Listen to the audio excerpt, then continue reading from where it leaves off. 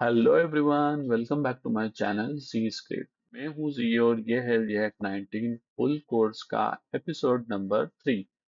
तो last episode में हमने देखा JSX बेसिक्स और उसके रूल्स। आज हम आ गए हैं रिएक्ट के रियल फाउंडेशन पर, जो कि है कंपोनेंट और प्रॉप्स। तो आइए समझते हैं क्या होते हैं। तो रिएक्ट में बेसिकली सब कुछ एक कंपोनेंट होता है। तो कंपोनेंट जो है वो एक reusable independent piece of code या फिर इंडिपेंडेंट पीस ऑफ यूआई होता है। जैसे कि फॉर एग्जांपल इसको समझते हैं एग्जांपल के साथ। सोचो एक लीगो का पीस है। तो लीगो का पीस आपस में जुड़ जुड़ के एक बेसिक बड़ा स्ट्रक्चर बनाते हैं। जिस तरीके से वैसे ही कंपोनेंट जो होता है वो छोटे छोटे कंपोनेंट्स मिलकर एक रिएक्ट ऐप बनाते हैं। तो ऑफिशियल रिएक्ट डॉक्स के हिसाब से अगर देखा जाए तो कंपोनेंट जो होते हैं वो जावास्क्रिप्ट फंक्शन की तरह बिहेव करते हैं, जो एक यूआई को रिटर्न करता है। आइए समझते हैं प्रैक्टिकल के साथ। ऑलराइट, तो हमने यहाँ पर प्रोजेक्ट को रन किया है, जैसे कि लास्ट टाइम हमने जो बनाया था।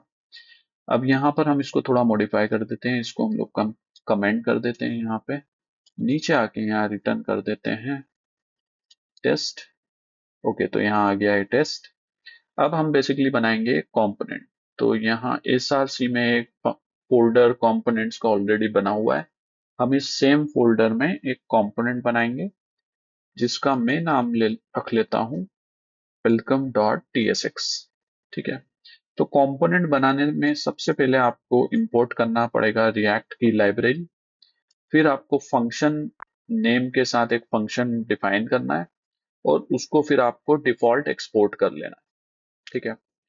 तो यहाँ पर एक्सपोर्ट करने के बाद ये आपका कंपोनेंट जो है वो रेडी हो गया है। यहाँ पे देखिए मैंने एक H1 टैग बनाया हुआ है। जो H1 टैग आपको वेलकम स्ट्रिंग रिटर्न कर रहा है। ठीक है। अब आइए इसको यूज करते हैं यहाँ हमारे ऐप कंपोनेंट। तो यहाँ हम लोग वेलकम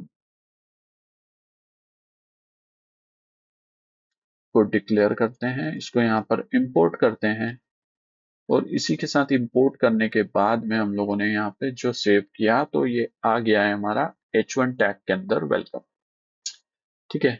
इसको हमें कितने ही वेलकम यहाँ पे लिखना है, तो हमें जस्ट इसको रीयूज करना पड़ेगा। जैसे कि फ्रेगमेंट में मैंने आपको बताया था कि एक सिंगल पेरेंट होना चाहिए। तो क्योंकि मैं यहाँ पे मल्टीपल वेलकम कंपोनेंट डिक्लेयर करने वाला हूँ, तो मैंने एक फ्रेगमेंट बना लिया। इसमें 3 वेलकम कंपोनेंट को मैंने डाल दिया और इसी के साथ यहाँ पे 3 वेलकम हमें दिख गए। ठीक है। तो ये जो था एग्जाम्पल, ये था कंपोनेंट का, एक सिंपल कंपोनेंट हमने वेलकम नाम का बनाया। अब बात करते हैं प्रॉप्स का। तो प्रॉप्स का फुल फॉर्म क्या होता है? प्रॉप्स का मतलब होता है प्रॉपर्टीज। ये एक तरीका है जिससे हम डेटा को एक कंपोनेंट में एक कंपोनेंट से दूसरे कंपोनेंट में भेज सकते हैं। ठीक है। आइए समझते हैं इसको एग्जांपल के साथ। यानी कि बेसिकली एक ही कंपोनेंट अलग अलग डेटा के साथ अलग अलग आउटपुट दे सकता है। ठीक है। इसी को रीयूजेबिलिटी भी कहते हैं। तो डॉक्यूमेंट के हिसाब से अगर देखें तो component should behave like pure function. तो प्रॉप्स के बेसिस पर सेम आउटपुट देना चाहिए। ठीक है। तो अब हम चले जाते हैं वेलकम, हमारा जो ये वाला कंपोनेंट हमने बनाया था। यहाँ के पैरामीटर में हम पास कर देते हैं प्रॉप्स और प्रॉप्स की एक प्रॉपर्टी हम डाल देते हैं नेम, जो कि स्ट्रिंग टाइप की रहेगी। ठीक है। तो ये जो प्रॉप्स रहेगा, ये प्रॉप्स में हम लोग यहाँ पर प्रॉप्स डॉट नेम को प्रिंट कर देते हैं। ठीक है। तो प्रॉप्स डॉट नेम में से नेम को अब हम लोग यहाँ से पास करने वाले हैं। तो देखिए यहाँ पर एक एरर सी आने लगी है कि प्रॉपर्टी नेम इज मिसिंग। ठीक है। तो अब हम यहाँ पर से सब में नेम पास कर देंगे। सब में अलग अलग नेम पास करेंगे। फर्स्ट में हम पास करते हैं सी स्क्रिप्ट। सेकंड में हम पास कर देते हैं ब्रूस वेन। थर्ड में हम पास कर देते हैं स्पाइडरमैन। ठीक है। तो यहाँ देखिए ये एक ही हमारा कंपोनेंट था, वेलकम कंपोनेंट, जिसके अंदर प्रॉप्स मैंने अलग अलग नेम पास करा और उसने अलग अलग नेम के हिसाब से हमें अलग अलग वेलकम करना शुरू कर दिया। ठीक है।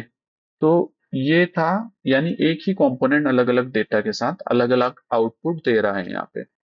तो ये जो कॉन्सेप्ट है जहां पर एक कंपोनेंट को हमने डिफरेंट प्रॉप्स के साथ यूज किया, इस कॉन्सेप्ट को बोलते हैं कंबाइनिंग कंपोनेंट्स। ठीक है, तो आइए, इसमें एक इम्पॉर्टेंट रूल होता है बेसिकली। तो प्रॉप्स जो होते हैं वो रीड ओनली होते हैं, एक इम्पॉर्टेंट रूल है।